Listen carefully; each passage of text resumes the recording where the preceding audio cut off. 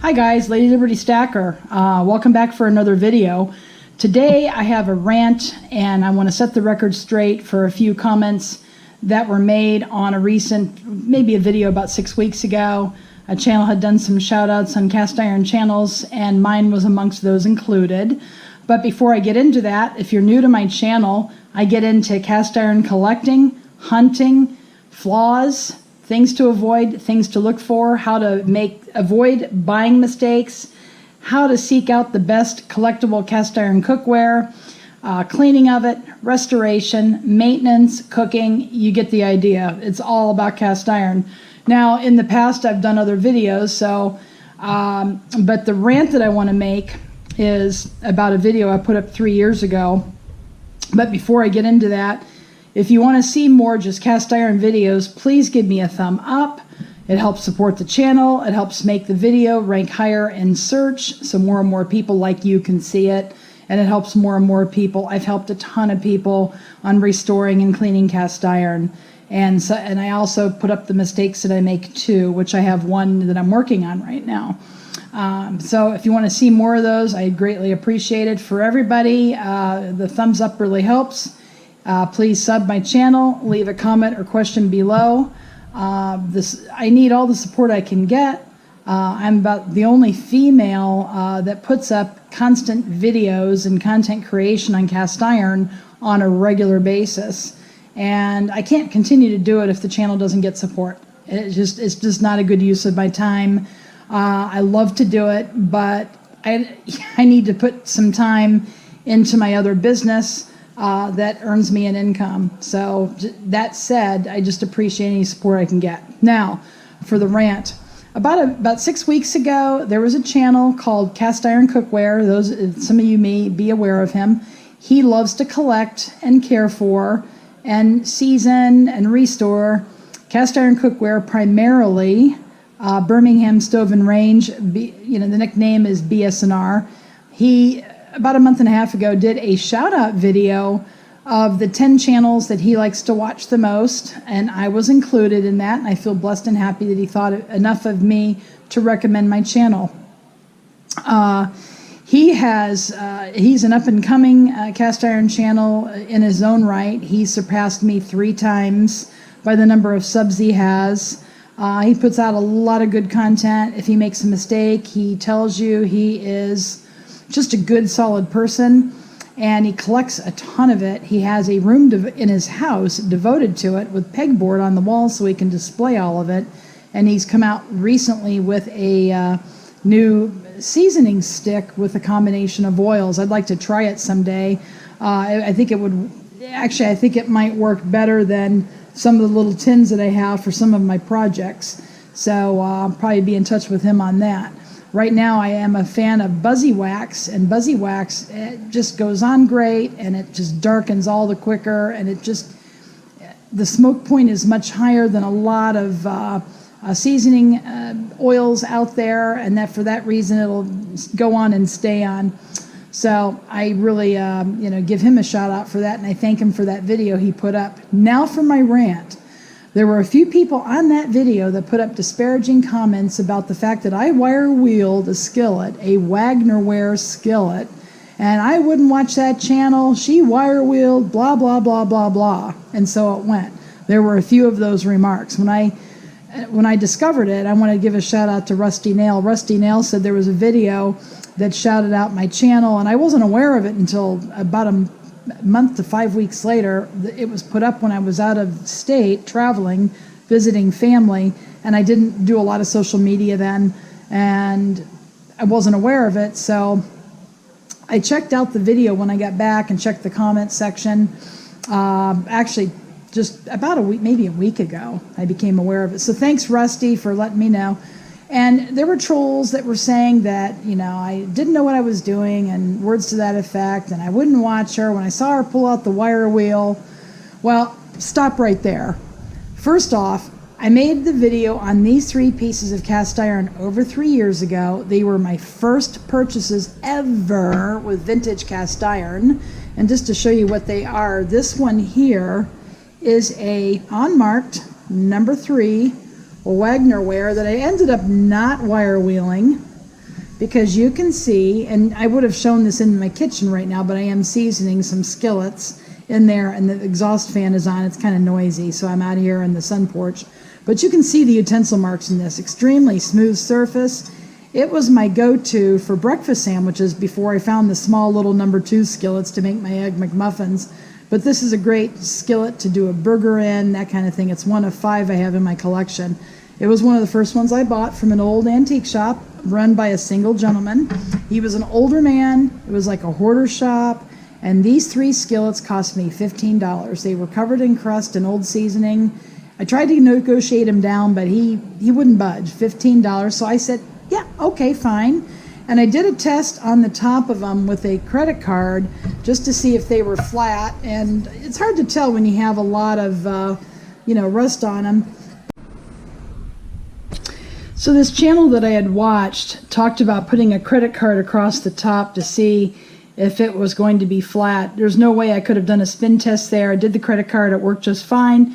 Came home, took the crud and everything off, and now it has a little bit of movement. I'm going to go ahead and put it down here, which is why it's a little bit darker black in the middle. You can't really see it out here in the sun porch, but it does have movement. It won't spin all the way around, but it is my go-to pan for gravy over toast or biscuits, and as you can see, it has a black shiny surface. I did wire wheel this one. This is the one I wire wheeled because of this big channel that I watched. Channel at the time had probably 100,000, I don't know, a lot of subscribers. I don't remember how many. Now he has 166,000. The video at the time had about, 500,000 to 1 million views. It was very popular, and all the comments were very favorable. Nobody, pinpointed the fact that he was doing a technique on vintage cast iron. He did, incidentally, in the video. It's a Wagner Ware number 6 cast iron skillet, just like this one. That's when he did the wire wheeling on it. And, I didn't know any different. It was my very first video. It was my very first restoration. It was the very first time I actually ever restored any cast iron. And it was kind of an experiment to go ahead and record it and upload it to YouTube. Like I said before, I had my channel for the last 2.5 years before that on other videos. So at the time I had a fair amount of subscribers, maybe 4,000 or 5,000 at the time. I don't remember. But I figured, those people would come back and watch my video and give me some support, which they did. Thank you guys if you're watching now. But at any rate, this skillet has been fantastic. I use it all the time for gravy over toast. It's still in my collection. And then, but anyway, I wire wheeled it. Now this one I didn't. I mentioned it wire wheeling all 3 of them in the video, but this one I didn't. We still have some utensil marks in here. And this one has a embossed 8 on top of the handle. And it's pretty heavy. It's got an inset heat ring. It's got a reinforced ribbed handle similar to the old Erie skillets. Sometimes Wagner Ware or Lodge has a tendency to do that. So, I don't know if it's a black lock skillet, but it's been referred to as a Southern Mystery skillet. I absolutely love it. This one was also purchased at that antique shop. I wish he was still in business, but the poor gentleman passed away. But it was just one of the ones that you love to go to because everything was crammed in everywhere. And a lot of times they have no idea what they have. But at any rate, I restored all 3 of these. I still have them today, 3 years later. I actually used that last night for dinner. I made ground beef in my burritos on that one. But the channel that I watched advocating wire wheeling cast iron and a self-clean oven. A self-clean oven you don't want to do because you can't control the temperature. You can only control the time that you have your skillets in the oven. He put 5 skillets in a self-clean oven. For any vintage cast iron, such as this one, this has a little bit of a thinner of a wall than many of them out there. The BSNRs probably can handle it. And I think he had one BSNR. He had a gated one. He had a Wagner Ware. He had a Griswold number 6 or 7, large logo, and something else I can't remember. It might have been an unmarked Wagner. I'm not sure. But he had them all in a self-clean oven. I would never, ever, ever, ever, ever put a Griswold in a self-clean oven. Just wouldn't do it. It's a good way to warp the pan. A lot of them have thinner sidewalls, and they can't, they just can't hold up against all that heat. Self-clean ovens can go up to 900, 1,000 degrees. But anyways, that's one thing that he recommended that I don't recommend doing, but I did in this video that I put up. The second thing is wire wheeling your skillets. The skillet he wire wheeled in the video actually turned out really well. There was really no need to wire wheel it, but I'm going to show you that clip. That's what I watched before I put up this video. And I don't want to make this one too lengthy, but you know, and somebody also said that wire wheeled cast iron won't hold seasoning. Well, you know, you could have fooled me. Look at this thing. It held seasoning just fine. It's nice and shiny and black. So not everything you see on YouTube you believe, but one thing I try to do is put out content that is true. Now, I do have a couple of videos earlier in the year that I show wire wheeling, but they weren't collectible. One was a skillet that I bought at Savers for $1 to do Egg McMuffins in, and the only reason why it was wheeled is so lint wouldn't stick to it when I cleaned it. And the other one I ground down on, which you don't do if you're going to wire wheel. You only want to take off surface anomalies. But I did grind down on that one because it was a fake grizzled number 4 recast that I probably should have sanded instead in hindsight, but it was kind of an experiment. I don't recommend doing that with any truly vintage collectible cast iron, so I'm setting the record straight. There is a double standard. If you have a big channel, you can get away with murder. There's another bigger channel that advocates throwing your castware and cleaning your castware in a campfire. No, no, no, no, no, you can't do that. And this channel's so big that it has a cult-like following, and it's kind of creepy if you ask me. But he has probably over, I don't think, 500,000 subscribers, and the videos get like 30,000 views in the first minute or something. It's crazy. I'm not going to mention names, but if you've been around in the cast iron community, you know exactly who I'm talking about. But there are trolls out there, and trolls were on Cast Iron Cookware's video. So if you guys happen to see that video and you watch this channel, go on and give me a supportive comment on there that is really not true. That was an old video. Anyway, I'm going to show you that clip now, and I will be back. Okay, guys, we're back here with the clip that I watched 3 years ago. I hope you can hear me well enough. This is a new mic that I'm testing out here. But this is a clip. He is holding a number 6 Wagner ware.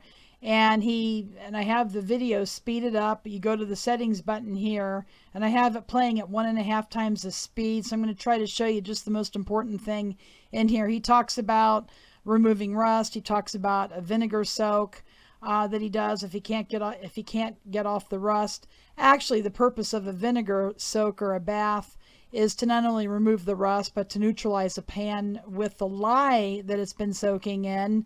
But here he actually has restored his cast iron using a self-clean oven, so there's really nothing to neutralize. But you know, the proper way is a lye bath followed by an e-tank, or a lye bath followed by a vinegar soak. A vinegar does a little bit longer what an e-tank does fairly quickly, but it will neutralize the pan, so you definitely need to do that. Now, he talks about how nice his pan turned out, so it really isn't a need to wire wheel this, but again, the channel has a lot of following. This video has 2,058,000 views, put up July 14th, 2013, 25,000 likes, 737 dislikes. And that was true yesterday as well when I first looked at the channel. So people don't watch it as much anymore. It's been put up 7 years ago. But it's what I followed. The guy, as far as I could see, did not get called out on this technique. If anybody should have known, he should have known. And the trolls commenting on CIC, Cast Iron Cookware's video, didn't realize, or should have realized, that mine was kind of like a first-time experimental to see if this works type of video. It certainly wasn't put out from an expert position that I have been doing this for years and know what I do. All right, without further ado, let's go ahead and watch this. See how it did on the rust. Hopefully the steel will be enough to take care of it. If it doesn't take care of it, probably what I will have to resort to with this skillet is a vinegar soak of white distilled vinegar, 50% vinegar, 50% water. And so I'm going to scrub this and I'll get back to you in a second and let you see it. Okay, as you can see, the steel wool was more than enough to knock that rust off. And once again, this skillet is in absolutely perfect condition. Really, really smooth on the inside. Really no need to wire wheel still really it, guys. smooth, but I do want to get out some of those visual imperfections in there. And I do want to make it just a little bit smoother. So I am going to wire wheel this one. So I'm going to show you how to do that. Okay, he has here a little setup here with his weights. I'm going to fast forward through that, and he's getting ready to wire wheel it here. And so I'm going to go ahead and wire wheel this, and so now you are going to know how to do this. This is, like I said before, a 2-inch wire cut brush, and I'm just going to go really gently inside the skillet and get the visual imperfections off. I'm not trying to grind the skillet down, just getting imperfections out. I didn't grind mine down either.